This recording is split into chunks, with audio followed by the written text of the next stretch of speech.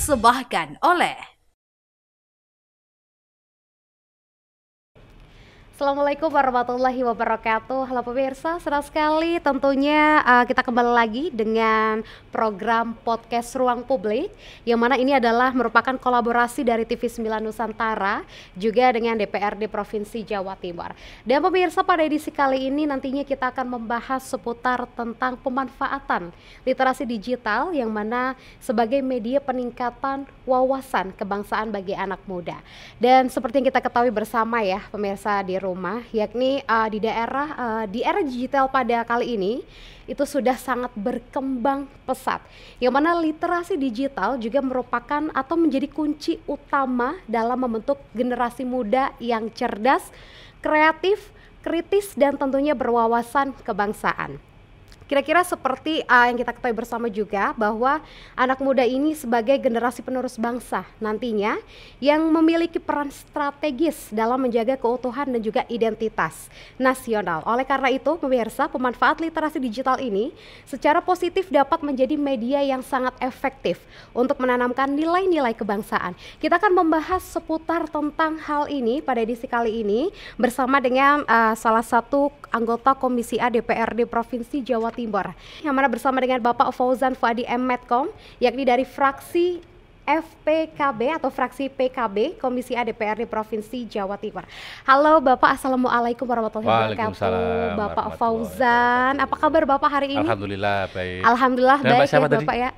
Bapak Fauzan Fuadi, betul ya? Bukan, dengan Mbak siapa? Oh, dengan Mbak Sofia. Mbak Sofia, Iya, siap. betul. Baik, jadi kita akan membahas seputar tentang literasi digital ini, yang mana saat ini Pak Fauzan seperti yang kita ketahui bersama bahwa peningkatan wawasan kebangsaan ini bagi anak muda sangat-sangat dibutuhkan ya, literasi digital. Karena kan anak muda sekarang sudah tidak zaman lagi yang namanya tidak mengetahui dunia digital, seperti itu ya Bapak Fauzan ya. Dan menurut Bapak Fauzan sendiri, sebelum kita membahas lebih detail lagi atau lebih lengkap lagi, kira-kira saya ingin menanyakan terkait dari pribadi Bapak Fauzan sendiri ya. Menurut Bapak Fauzan sendiri itu literasi digital seperti apa sih Bapak di dunia atau di era saat ini? Jadi era saat ini dengan kecanggihan teknologi informasi dan komunikasi yang sedemikian cepat lajunya, hampir tidak ada suguhan kita tiap hari yang bisa lepas dari suguhan-suguhan, apakah itu informasi, data, dokumen, berbagai macam sumber-sumber yang memungkinkan kita serap dari kecanggihan teknologi ini, itu sudah tersedia di situ. Oke. Apapun Semuanya kalau udah di dalam ya. Apapun kalau kita butuh itu tinggal searching, tinggal googling ya, tinggal tanya, ketik, atau bahkan misalnya voice, kemudian sudah disajikan kepada kita data, informasi, dokumen yang mendukung apa yang kita sedang butuhkan.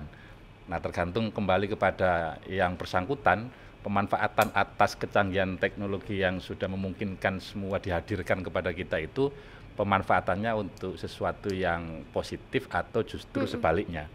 Nah, belakangan pada saat yang sama kita ketahui bahwa anak-anak muda kita, khususnya kalau kita bicara tentang eksistensi anak muda, mungkin dia menerima pelajaran dari sekolahnya, mulai dari SD, SMP, SMA, mungkin bangku kuliah dia dapat. Sebetulnya pelajaran, edukasi tentang wawasan kebangsaan itu mungkin juga sudah dia dapatkan. Tetapi lepas dari jam dia sekolah, atau bagi yang di pondok, lepas dia dari jam pesantrennya, dia kan akan kembali kepada rutinitas sehari-harinya. Betul. Kembali pegang HP, kembali menyerap informasi dari mana-mana. Lingkungan sangat mempengaruhi dalam hal ini otomatis, yang kemudian kalau tidak ada edukasi lebih lanjut terhadap pemanfaatan kecanggihan teknologi yang kita nikmati ini, maka bukan tidak mungkin akan justru menyesatkan, akan salah jalan. Kita bisa lihat betapa saat ini kalau kita berbicara moral anak-anak muda kita, memang tidak semua, tetapi akibat begitu banyaknya hoak diterima oleh mereka, sehingga jangankan kok pemahaman-pemahaman dasar terhadap kebangsaan kita, misalnya dites disuruh Pancasila hafal apa tidak, dites disuruh merapal pembukaan undang-undang dasar kita, dia bisa apa tidak, dan seterusnya dan seterusnya. Ini belum masuk pada implementasi, belum masuk pada pengamalan. Saya kira kalau 1-10 orang kita bisa temukan berapa orang di situ yang lulus tes itu atau ujian itu. Ini menurut saya sesuatu yang mengkhawatirkan karena ke depan tantangan bernegara kita, kalau generasi mudanya belum selesai militansi kebangsaannya atau hubul watonnya belum tuntas, ya bagaimana kemudian dia sebagai anak bangsa ini memberikan kontribusi pembangunan, mengisi kemerdekaan sebagaimana dulu warisan dari founding father kita, atau kali bahkan urusan moralnya saja yang bersangkutan belum sepenuhnya memiliki. Ada case-case beberapa waktu yang lalu misalnya menyebut orang tua, bahkan di kultur kita dia begitu ditokokkan dengan sebutan dasmu misalnya, dulu kan pernah ada muncul itu. Baik. Atau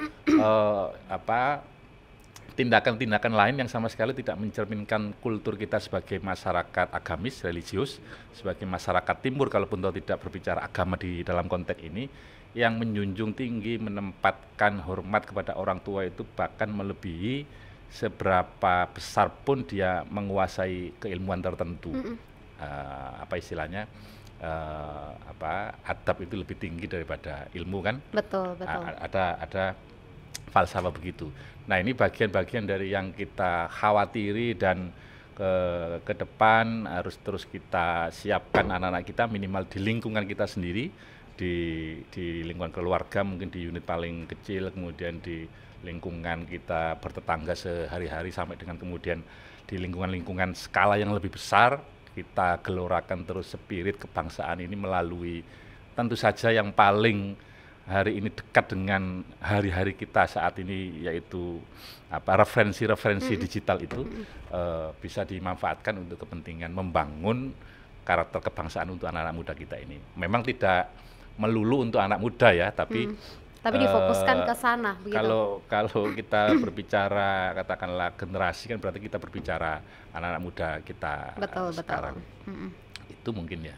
Oke, itu berarti artinya dari DPRD Provinsi Jawa Timur sendiri juga berharap adanya literasi digital ini untuk anak-anak muda bisa mengetahui lebih luas lagi, seperti itu ya Bapak ya? Iya. Tidak hanya berpaku atau berpacu pada buku seperti itu, yang hanya di situ saja ilmunya gitu, tidak bisa meluas.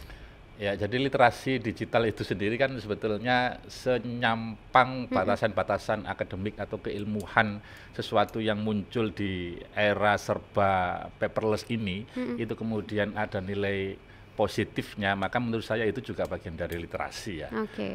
Ada pertanggungjawaban akademik, ada pertanggungjawaban literernya yang bisa dijaga di situ. Sehingga memang ya tidak harus buku, karena mohon maaf sekarang kan penggunaan buku ya tidak seperti dulu yang orang atau anak didik mengerjakan tugasnya, bekalnya langsung buku-buku manual itu masih ada, tapi hanya beberapa kalangan tertentu, tetapi mungkin tidak usah jauh-jauh, sebagian besar dari kita yang hari ini mulai beralih penggunaan referensinya dari sesuatu yang fisik bisa dipegang, dirasakan, dan bolak-balik dibaca gitu ya referensinya. Sekarang menjadi referensi-referensi yang sifatnya digital itu. Guru-guru, kiai-kiai kita di pesantren, mereka ketika ngaji rutinitasnya sudah mulai banyak juga yang menggunakan alat di situ,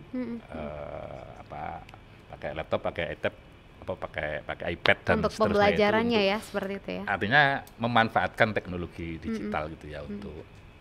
Tapi ini soal kecocokan kan, soal kecenderungan atau kesukaan masing-masing lah. Tapi tren ke depan ini kalau semua literasi itu muncul di depan kita, orang mulai dari bangun tidur sampai dengan tidur lagi itu buka HP dan bisa mengakses apapun. Kalau kemudian literasi-literasi yang positif untuk mendukung wawasan kebangsaan anak-anak muda kita itu tidak diperbanyak jumlahnya, maka memungkinkan kan mereka kemudian mengkonsumsi literasi yang kurang tepat, yang salah jalan, sehingga negatif ya seperti negatif, itu ya. Kan akhirnya semuanya bisa menjadi literasinya. Betul. Meskipun bahkan itu tidak bisa dipertanggungjawabkan kesahihannya secara akademik, tapi itu sebuah sumber informasi. Gara-gara muncul di wiki misalnya, kemudian dia percaya itu sebagai sebuah sumber, ya kalau itu bisa dipertanggungjawabkan. Kalau dia masih mengundang kontroversi secara intelektual, kan ini bisa menjadi soal. Bahkan sekarang saja kan misalnya ada wacana menulis ulang sejarah kebangsaan kita, Pak Menteri yang beberapa waktu lalu mewacanakan misalnya, ini kan menunjukkan betapa sebetulnya konsumsi terhadap literatur yang tidak tepat, kurang tepat kaidah keilmuannya itu bisa menjadi masalah suatu saat, soal sejarah yang terbelokkan misalnya. Betul. Kalau kita bicara, karena itu jejak digital tidak bisa hilang ya Bapak betul. ya. Kalau kita berbicara misalnya di konteks kita sebagai santri, sebagai anak-anak NU misalnya, NU sebagai salah satu elemen bangsa kita yang juga berkontribusi banyak mulai dari negara ini berdiri sampai dengan negara ini membangun, betapa soal sesuatu yang bahkan monumental itu di kalangan kita sendiri masih banyak anak-anak muda NU, teman-teman kita yang belum tahu tentang apa itu resolusi jihad misalnya. Nah ini referensi, literasi soal yang bisa memupuk kebangsaan kita, bisa memupuk patriotisme kita tentu dengan era kita, kekinian kita hari ini, itu menjadi sangat-sangat elementer untuk dicapai saat ini, dipersiapkan, diantisipasi saat ini, mengingat menurut saya ke depannya tantangan ini akan menjadi lebih kompleks lagi. Betul. Jangan sampai kemudian karena teknologinya ini kan pasti akan semakin pesat. Makin canggih ya. Dulu tahun 2005-an itu kita sudah seolah-olah ketika 2024 maksudnya Bapak. 2005 ketika penggunaan BlackBerry ya dulu, kita yang dari era biasa berkomunikasi dengan membayar beli pulsa dan membayar, betul. Misalnya dulu setiap satu SMS itu kan 350, kemudian sekali angkat telepon berapa pulsa kita langsung berkurang itu. Lalu tiba-tiba ada era BlackBerry yang orang dengan aplikasi yang disediakan oleh BlackBerry itu, dia bisa berkomunikasi bebas dengan jaringannya, dengan linknya, tanpa dikenakan biaya sama sekali. Lalu kemudian era BlackBerry habis, ganti era Android, ganti era iOS sekarang. Hampir sekarang berkomunikasi itu hariannya tidak berbiaya, meskipun bulanannya tetap ada paket data yang harus dibayar. Dibulatkan menjadi 1 bulan begitu ya. Itu menjadi sebuah peningkatan dalam literasi digital tentunya. Peningkatan teknologinya kan. Iya betul. Nah setelah era Android, era iOS, jangan dikira ternyata ini sudah selesai. Muncul lagi masih banyak belakangan lagi misalnya nantinya.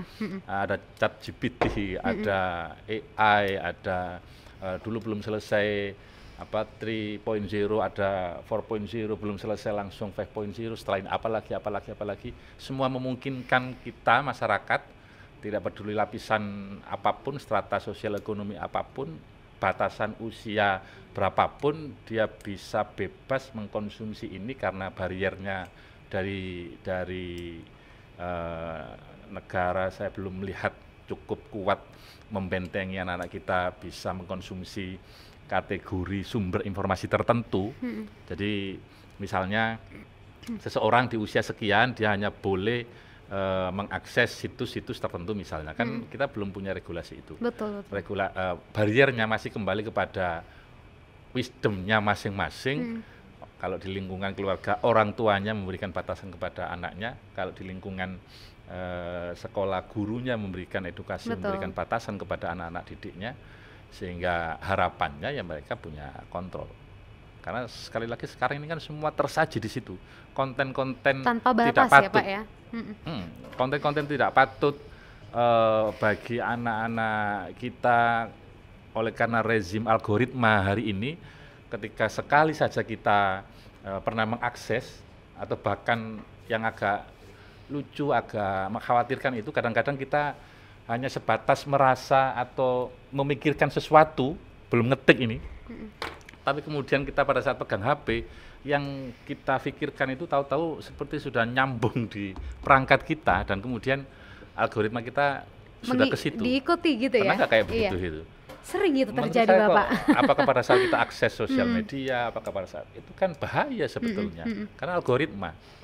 Nah, algoritma ini kalau kemudian urusannya tentang bagaimana anak-anak kita diberikan guidance, diberikan edukasi soal sejarah bangsa, teman-teman yang guru-guru NU memberikan edukasi tentang sejarah kontribusi orang tua kita dulu di NU pada saat Republik ini berdiri. Ini kan sesuatu yang positif semua, harapannya bekal-bekal nilai pemahaman terhadap sejarah itu Kebangsaan. memupuk wawasan, menjadi inspirasi, dan dengan sendirinya mereka melakukan pengamalan terhadap cinta tanah air, cinta bangsa dan negaranya, lalu berpikir harus berbuat apa agar bangsanya ini maju, berjaya, sejahtera warganya, masyarakatnya, sehingga pada suatu saat dia mau jadi profesi apapun, menjadi tokoh politik, menjadi tokoh publik, menjadi pejabat, menjadi skala apapun, menjadi pengusaha, menjadi tenaga pendidik, profesi apapun, saya kira kalau pikirannya, karakternya sudah terbangun, karakter kebangsaan yang kuat, maka saya kira ini akan lebih terarah di real yang tepat. Oke, tapi sebelumnya Bapak mohon izin dan mohon maaf nih, ini kan saya juga menjadi salah satu anak muda ya di Indonesia ya, kebetulan juga Gen Z Bapak, yang mana juga sangat suka gitu bermain. Gen Z umur berapa? Gen Z alhamdulillah masih nggak terlalu tua lah Bapak. Ya. Oke, tadi seperti yang sudah Bapak Fauzan sampaikan bahwa yang digital pada saat ini tuh sudah banyak sekali ya, mulai dari AI udah ada, ChatGPT juga ada, bahkan yang memang dibilang tidak masuk akal tapi itu nyata, algoritma itu mengikuti begitu.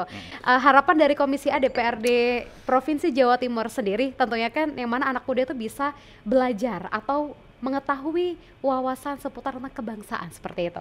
Tapi di tengah-tengah masyarakat yang mana sangat menyukai bersosial media, sebetulnya ada tantangan terbesar nggak sih Pak Fauzi, sekaligus kira-kira peluang yang paling menjanjikan dalam mengintegrasikan literasi digital ini dengan upaya peningkatan wawasan, yang mana banyak sekali nih Pak sosial media, mohon maaf ya kita sebut merek, mungkin TikTok, Instagram, itu yang akan mengganggu mereka untuk ngapain aku belajar itu gitu, ini lebih asik gitu. Mungkin ada tantangan terbesar nggak sih Pak Fauzan kira-kira? Kalau kita tolak laju ini kan tidak mungkin, karena sudah sedemikian rupa hari ini teknologi ini ada di depan kita. Kalau tidak kita manfaatkan untuk sesuatu yang positif, kita justru akan ketinggalan atau terlewat momentumnya untuk pemanfaatannya menjadi sesuatu yang positif.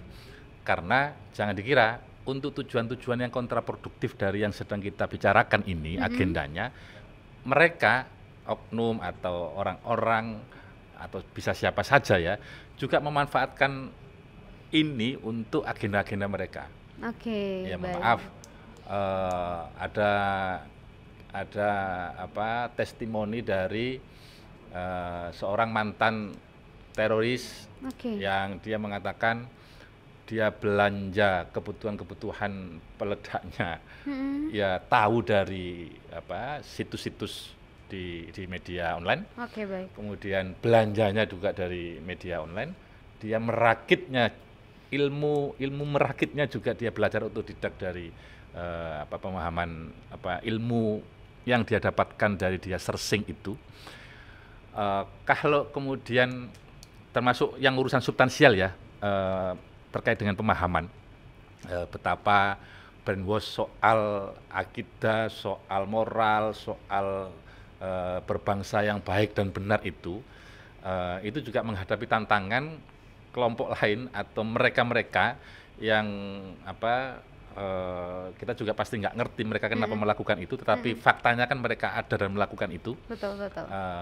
Pakai teknologi ini juga singkat kata kejahatan pun juga menggunakan teknologi ini, menggunakan mereka tidak ketinggalan memanfaatkan era digitalisasi ini untuk mensukseskan agenda-agenda terselubung mereka.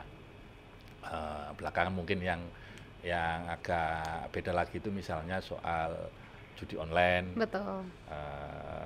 Ya kan bagaimanapun ini mengganggu kan, bagaimanapun ini kontraproduktif lah pada saat kita berbenah ingin memberikan edukasi dan pemahaman yang baik dalam rangka supaya generasi muda kita ini lebih punya tanggung jawab, punya akhlak, pinter saja percuma kalau tidak punya rel yang tepat untuk bagaimana dia memanfaatkan ilmunya itu. Ini kan mereka juga bagian dari yang di dunia kasat mata dan di dunia virtual kita hari ini itu semua berkompetisi mana yang lebih kuat, mana yang lebih masif pengaruhnya satu sama lain. Ambil contoh kan kelompok-kelompok yang misalnya punya paham agak menentang keutuhan kedaulatan kita misalnya, NKRI misalnya, kan mereka juga memanfaatkan ini secara tidak langsung, siarnya, dakwanya menggunakan ini. Yang lihat saya beberapa kali amati juga banyak. Nah kalau kita dari yang benar-benar ini tidak kemudian mengimbangi cara strategi yang mereka gunakan ini, kan kita bisa akan ketinggalan. Nah belakangan atau sudah 10-20 tahun terakhir pemanfaatan sosial media dengan lajunya yang begitu cepat, mulai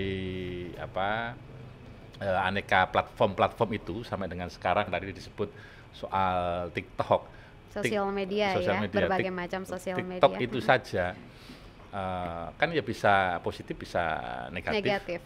Tergantung yang menggunakan, tergantung yang memanfaatkan. Menjadi sangat negatif, tidak ada produktifnya menurut saya, tetapi faktanya banyak yang kesana. Justru malah bisa menghasilkan ini loh Pak, ya kalau tepat kan, ekonomi gitu kalau Pak. Tepat pemanfaatannya, tapi yang Betul. saya nggak ngerti. Ada yang sekedar karena mengejar cuan, mengejar jumlah follower, target tertentu, dia merasa sah-sah saja ada di tempat ini, di republik ini,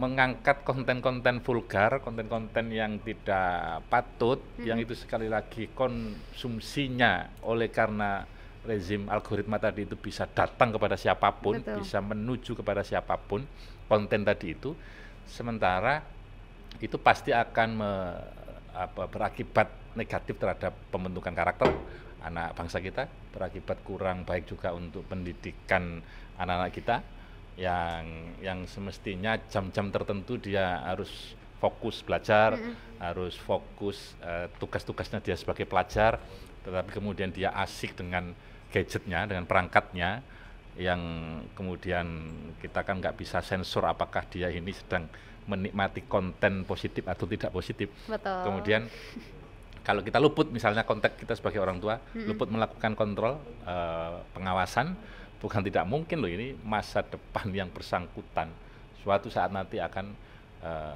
terancam karena memang relnya nggak tepat. Tetapi kalau dimanfaatkan untuk sesuatu yang positif, ya jangankan sosial media begini ya, ini kan sebuah infrastruktur saja kan, sebuah perangkat kan. Saya kira ya juga akan menunjang agenda-agenda positif lainnya kita sebagai apapun, sebagai anak bangsa, sebagai tokoh politik, sebagai pendidik, sebagai ekonom, pengusaha, sebagai apapun lah, kalau mau dimanfaatkan yang positif. Oke, baik. Seperti yang sudah Bapak jelaskan tadi, mungkin kalau bisa saya persingkat gitu ya, yang mana anak muda pada zaman sekarang itu memiliki pilihan sendiri begitu. Ketika memang memutuskan untuk bersosial media atau menggunakan alat komunikasi secara digital, itu kembali kepada diri mereka masing-masing. Apakah mereka ingin nantinya bersaing ke depannya dengan ilmu-ilmu yang sudah mereka dapatkan dari literasi digital tersebut begitu? Bagaimana cara mereka mengatasi untuk melihat hal-hal yang positif atau negatif untuk diri mereka seperti itu. Dan sebetulnya Bapak di sosial media pun ya itu juga tidak banyak, kalau dibilang negatif positif juga ada ya Pak ya, pasti ya. Tapi juga zaman sekarang bahkan banyak juga beberapa informasi-informasi seputar tentang Indonesia, yang ada di Indonesia, tidak hanya di Provinsi Jawa Timur atau di Surabaya, tapi di seluruh Indonesia tuh juga hadir tuh Pak di sosial media. Itu juga menjadi salah satu ini ya, apa namanya, tingkat literasi digital anak muda saat ini tuh sudah cukup bagus ya Bapak ya? Ya, itu kan bisa diukur juga gejalanya dari betapa dominasi atau penggunaan internet oleh warga masyarakat kita. Kalau misalnya kita mau cek di Jawa Timur atau cek di Surabaya, cek secara nasional itu memang angkanya mungkin bisa beda-beda, tetapi secara keseluruhan diambil rata-rata dominasi penggunaan internet oleh warga kita itu hampir 80%. 80%. Jadi hanya 20%-nya saja kalangan kita ini yang dia belum aware dengan koneksi internet. Betul. Selebihnya sudah akrab, sudah biasa bahkan menggunakan, bahkan sebagian diantaranya kecanduan, ketergantungan, sehingga ketika kebutuhan terhadap koneksi ini saja sudah semayoritas itu, sudah sebegitu masifnya, sudah sebegitu mayoritasnya, maka mau tidak mau kan, ini tidak bisa kita tolak, itu pasti akan hadir, pasti akan kita konsumsi sehari-hari. Sehingga sekali lagi kalau tidak di-create, diinovasi, dirancang regulasi yang kemudian membatasi sehingga semua harus terlibat dalam konteks ini, tentu saja aparaturnya yang bagian menegakkan regulasi, apakah undang-undangnya atau apa, karena kalau pemerintah atau yang punya kewenangan otoritas di sini ini tidak melakukan pengaturan, betul-betul bahaya. Betapa hate speech, ujaran kebencian, betapa bullying melalui sosial media. Kan hari ini kan juga selain republik algoritma, juga republik netizen maha benar itu. Betul. Tapi itu memang itu tidak bisa diganggu gugat gitu ya Pak ya. Ada sesuatu desain yang menggerakkan di belakangnya. Kemudian itu tentu saja kontribusinya terhadap hoak yang begitu tinggi angkanya, padahal hari ini kalau kita tadi sudah sepakati tidak bisa lepas dari konsumsi berita-berita di internet ya, apakah karena mengakses sosial media atau apakah karena melihat portal-portal penyiaran YouTube dan sejenisnya, atau apakah karena membuka situs-situs, website-website tertentu. Dari situ kan orang bisa mengkonsumsi semuanya, mulai dari konten dewasa, konten konten-konten kriminal, konten film saja ya, film-film kekerasan, film-film yang mestinya hanya dikonsumsi boleh ini secara aturan tidak melanggar, tetapi dia mestinya dikonsumsi oleh usia tertentu ke atas. Tetapi karena sekarang bahkan anak-anak kita di usia-usia yang masih sangat belia sudah dipegang HP oleh orang tuanya. Betul. Maka kan memungkinkan juga yang bersangkutan itu bisa salah arah, bisa terpengaruh, terpapar oleh informasi-informasi yang semestinya belum waktunya dia terima, konten hiburan yang semestinya belum dia terima, belum seharusnya belum waktunya untuk mengetahui, belum waktunya dia mengetahui. Begitu. Baik Bapak, tapi sebetulnya Bapak dengan seluruh apa ya yang tadi sudah dijelaskan tadi, menurut Bapak sendiri nih, adanya masyarakat yang aware. Tadi kan Bapak sudah menjelaskan nih Pak Fauzan bahwa netizen itu sekarang pada maha benar di sosial media begitu ya, yang segala mengetahui tentang kebijakan-kebijakan pemerintah di daerahnya masing-masing seperti itu. Tapi menurut Bapak Fauzan sendiri itu apakah juga menjadi sebuah wawasan yang sudah mereka dapatkan melalui digital tersebut? Karena kan banyak sekali nih Pak isu-isu terkait dengan pemerintahan yang mereka itu seakan-akan mengetahui seluruh peraturannya, seluruh dibalik-baliknya, itu mereka semua yang seakan-akan mendorong pemerintah untuk mengganti kebijakan itu. Itu apakah juga termasuk salah satu keberhasilan digital, literasi digital ini untuk meningkatkan wawasan kebangsaan Bapak? Bagaimana Bapak Fauzan? Ya tentu saja tergantung case-nya kan. Case-nya isu apa yang sedang mencuat, disikapi oleh netizen, dikomentari oleh netizen, kemudian berbuah perubahan kebijakan yang diambil oleh negara atau oleh para pemimpin kita terhadap isu yang sedang aktual itu. Ambil contoh misalnya kemarin rame soal hashtag Save Raja Ampat misalnya ya. Ada Greenpeace, komunitas pecinta kelestarian lingkungan yang kemudian menyuarakan, ini gayung bersambut, netizen begitu banyak masifnya tagar itu disuarakan, tentu saja ada komentar macam-macam di situ. Betul. Akhirnya berimplikasi terhadap penghentian sementara izin operasional 4 perusahaan yang melakukan eksplorasi nikel di Raja Ampat. Yang terbaru lagi misalnya terkait sengketa kepemilikan 4 pulau di antara Aceh dan Sumatera Utara. Sumatera Utara. Ya memang sangat politis, tetapi itu kalau kemudian tidak ditopang oleh yang disebut dengan hari ini orang mengatakan no viral, no justice ya, no viral, no perhatian. Iya, betul. Maka mungkin meskipun isunya sekuat apapun, sesensitif apapun, kalau tidak ada diviralkan dulu itu kayaknya tidak ini. Nah, tapi ini karuan konkret dan kemudian mayoritas kita walaupun tidak ikut nimbrung memberikan komentar terhadap isu ini di sosial media, tapi kita samalah pikiran pikiran dan keperpihakan kita mungkin ada pada isu yang sama, pada agenda yang sama. Tetapi ada banyak isu-isu yang lain, case-case yang lain, tetapi suara netizen ini dikendalikan oleh sebuah mesin yang masif, dibiayai dengan biaya yang begitu besarnya juga. Ada ya Pak ya? Biasanya hanya muncul pada saat ada event-event politik skala besar. Baik. Tapi event politik di bawah skala besar sekalipun ya seringkali juga memanfaatkan buzzering ini karena terlalu untuk berpengaruh menggiring ya? opini tertentu. Itu juga ada. Baik. Nah, celakanya kalau kemudian itu digunakan untuk hal-hal yang kontraproduktif, berpotensi merusak atau berpotensi menjadi disintegrasi bagi bangsa ini kan betul-betul laten bahayanya kalau tidak ditangkal, diantisipasi dengan. Tapi insya Allah di Provinsi Jawa Timur tidak seperti itu ya Bapak ya? Ya belum tentu. Belum tentu. Baik. Case-nya kemarin Wali Kota Surabaya melakukan kebijakan parkir ya, itu dia sempat slip of tongue keselip lidah itu.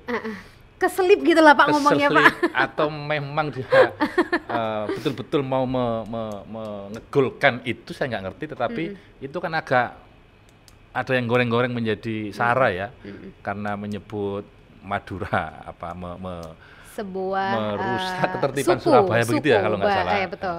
Secara tidak langsung, lalu kemudian kalau kita dengan kedewasaan, dengan kebijaksanaan mungkin melihat itu sebagai sesuatu yang bagaimanapun tetap harus didukung karena tujuannya pasti baik kan. Tetapi ada yang kemudian tidak terima dengan itu, dan ini negara demokrasi, bebas orang menyuarakan suara lainnya. Dia ingin berbeda, dia boleh di situ. Maka kan ya ada di demo kan kemarin beberapa elemen kelompok yang juga mendemo yang bersangkutan. Ya, mudah-mudahan sini tidak terlalu meluas eksesnya, tetapi kalau tadi sampean bicara di Jawa Timur, ini kan tinggal soal kita mendeteksinya dan kemudian meredamnya kalau memang berpotensi skalanya meluas dan berbahaya. Kan itu saja sebetulnya. Isu-isu lain ya tergantung kepada seberapa sensitif isu itu di Jawa Timur itu kemudian ada kelompok tertentu yang memanfaatkan. Oke, baik. Tetapi memang kita tidak bisa mengelak bahwa dorongan dari netizen itu memang sangat kuat seperti itu, sehingga bisa diartikan bahwa masyarakat Indonesia, khususnya mungkin dari masyarakat Provinsi Jawa Timur juga sudah menguasai nih tentang hiruk pikuk pada daerahnya masing-masing seperti itu. Jadi bisa dibilang nih Bapak, dalam tahun 2025 ini masyarakat Indonesia ini lebih melek ya, lebih menyadari bahwa kayaknya ngebahas tentang pemerintah ini lebih seru gitu dibandingkan membahas hal-hal yang lain. Begitu nggak sih Bapak kalau di tahun ini nih, di era seperti ini? Karena dengan banyaknya netizen itu yang sangat memedulikan banyaknya kebijakan-kebijakan sehingga bisa membantu, mungkin bisa menyelesaikan sedikit lah permasalahan yang lagi viral seperti itu Bapak. Iya kan sekali lagi berarti kembali kepada pemanfaatannya. Mm-mm. Kalau itu untuk sesuatu yang akhirnya berujung positif tentu semua cepat ya. Apalagi kita misalnya mengacunya atau merujuknya kepada prinsip-prinsip dasar bernegara yang menganut demokrasi ya, katakanlah begitu, di mana kebebasan berpendapat, berserikat, itu semua dijamin oleh konstitusi, sehingga sebetulnya bebas-bebas saja orang bersuara, mengkritisi pemerintah, pemimpinnya, nggak cocok, dia punya suara lain dia sampaikan. Tetapi harus dicatat juga di era digitalisasi ini, di mana serba pemanfaatan orang terhadap sosial media dan teknologi komunikasi yang lain itu orang bisa menyalurkannya kapanpun dimanapun. Orang kan kadang nggak ngerti kan, pada saat tertentu dia sedang sumpek, habis dipecat, Akhirnya curhat. hilang pekerjaan, kemudian dia sedang tidak stabil pikirannya, kemudian pegang HP, menyuarakan unek-unek atau pendapatnya yang sebetulnya dia sedang mengkoreksi sebuah kebijakan, tetapi cara yang dia gunakan tidak tepat, justru kemudian konten atau komentar dia di sosmed itu kemudian bisa masuk pasal ujaran kebencian di dunia. Bisa kena ya Pak? Bisa. Waduh, bahaya dong. Ada kan undang-undangnya. Jadi baik. ITE itu juga sebetulnya simalakama. Tidak diberlakukan orang bebas vulgar, tidak ada rem, tidak ada kontrol, tidak ada batasan, tetapi diberlakukan itu memungkinkan ada kelompok tertentu atau memungkinkan ada oknum-oknum yang tidak bertanggung jawab memanfaatkan itu untuk kepentingan yang tidak baik. Karena ya dikit-dikit lapor yang semestinya kalau dulu kita musyawarah mufakat menyelesaikan persoalan itu dengan kekeluargaan, sekarang lapor, sekarang memviralkan. Ingat di Sidoarjo beberapa waktu yang lalu ada keluarga bertetangga yang akses rumahnya ditutup, tiap hari dilempari kotoran. Kalau nggak salah di Sidoarjo kan itu viral kan, viral kemudian disikapi kan netizen juga di situ macam-macam. Tapi mohon maaf Pak sebelumnya, tapi apakah konten-konten yang seperti itu tuh bukannya malah meningkatkan wawasan kebangsaan kita ya? Jadi kita lebih, oh ternyata ini salah, harusnya pemerintah tuh seperti ini. Iya. Betul Bapak? Iya, kan tergantung mindset kita memahami ini dan mengarahkannya untuk sesuatu yang bernilai. Bernilai ini tentu saja kalau konteks kita adalah konteks meningkatkan wawasan kebangsaan kita, bertetangga, gotong royong, itu kan semua nilai-nilai kebangsaan leluhur ya, kita kan, yang harus kita jaga, warisan nenek moyang paling bater kita yang harus kita lestarikan. Tetapi kalau tidak tepat menyikapinya, mindset kita sudah terlanjur mindset yang individualismenya dikedepankan, ya akhirnya kan juga menjadi masalah bagi yang lain. Itu artinya PR ya untuk masyarakat Jawa Timur nih khususnya, harus bisa memilah dan memilih seperti itu, karena nanti itu jejak digital yang kalian tulis, jejak digital yang mungkin sudah terpublikasi melalui story atau apapun itu namanya, itu nanti akan tetap ada begitu ya Bapak ya, sehingga berhati-hati karena ada pasalnya seperti itu Bapak ya, jadi bisa ada membahayakan pasalnya. Diri kita sendiri. Seorang dai kondang, orang topnya istana, dia akhirnya tidak kuat juga meletakkan dan akhirnya meletakkan jabatannya gara-gara terselip kalimat yang itu kalau misalnya dipersoalkan juga kena itu. Makanya kan untuk meredakan kontroversi akhirnya yang bersangkutan mundur. Kalau begitu Bapak, saya pengen mendengarkan saran nih dari Pak Fauzan ya, atau mungkin DPRD Provinsi Jawa Timur sudah memberikan seperti ini. Jadi supaya tidak menyimpang ya yang namanya literasi digital tentang wawasan kebangsaan atau hal apapun itu, apakah DPRD Provinsi Jawa Timur ini mendorong kolaborasi antara pemerintah daerah ataupun komunitas digital dengan lembaga pendidikan dan juga elemen masyarakat, sehingga hal-hal dari literasi digital ini cukup benar gitu Bapak? Apakah sudah dilakukan atau sedang proses begitu? Ini memang tidak mungkin ya kita memasrahkannya kepada elemen tertentu, apakah itu pemerintah atau guru institusi pendidikan atau siapapun, satu elemen simpul masyarakat kita, misalnya ormas, ada NU, ada Muhammadiyah, ada macam-macam. Saya kira tidak bisa. Hanya salah satu elemen ini kita pasrahi mengurus problematika berkaitan dengan kita hari ini dan ke depan. Itu butuh membekali anak-anak kita dengan sebuah wawasan yang positif di tengah era digitalisasi yang serba bebas hari ini. Nah, tidak bisa. Sehingga kolaborasi itu menjadi penting. Kolaborasi tentu saja tetap kembali kepada pemerintah, karena dia leading sektor, dia yang kita mandati atas sebuah tanggung jawab. Dia punya anggarannya, dia punya kewenangan dan otoritasnya, maka dia di depan simbol-simbol pihak-pihak yang memungkinkan melakukan edukasi itu dirangkul, programnya bisa macam-macam, agar ini masif dilakukan, dikerjakan. Influencer-influencer juga dilatih agar tidak serta-merta dia hanya asal cuan lalu dia bebas melakukan konten yang justru kurang positif maknanya, value-nya tidak ada. Value-nya nggak ada lah.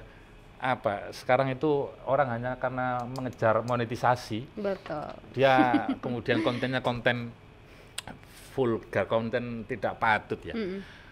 Kalau konten-konten misalnya ada konten kreator dia melive-kan kegiatan fitnessnya di tempat dia fitness, mungkin masih bisa berbantah lah orang itu.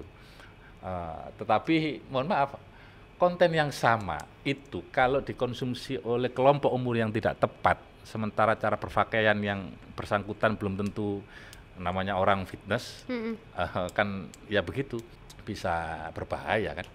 Bisa berbahaya. Sementara ini sekali lagi sesuatu yang tidak bisa kita bendung, tidak bisa kita tolak. Yang laku hari ini justru yang kontroversi-kontroversi yang mengarah seperti yang tadi kita bahas itu. Sementara konten-konten yang muaranya adalah yang positif. Orang, ambil contoh ya, orang live dia sedang ngaji, dengan orang live dia sedang menjadi DJ, lebih ramai yang terakhir ini daripada yang sebetulnya sedang betul-betul dibutuhkan oleh generasi bangsa ini untuk membangun. Baik, tentunya harapan kita bersama ya, yang anak muda bisa menggunakan yang namanya sosial media ataupun handphone ataupun alat digital lainnya dalam bentuk apapun itu dengan positif, supaya kita juga bisa menumbuhkan rasa cinta tanah air kita, seperti itu ya Bapak Fauzan ya. Harapan-harapan yang terbaik lah untuk masyarakat Jawa Timur khususnya. Pak Fauzan, terima kasih banyak loh Pak. Monggo diminum dulu Pak. Monggo diminum dulu. Saya juga dari tadi belum nyoba minum ya. Bismillah. Alhamdulillah.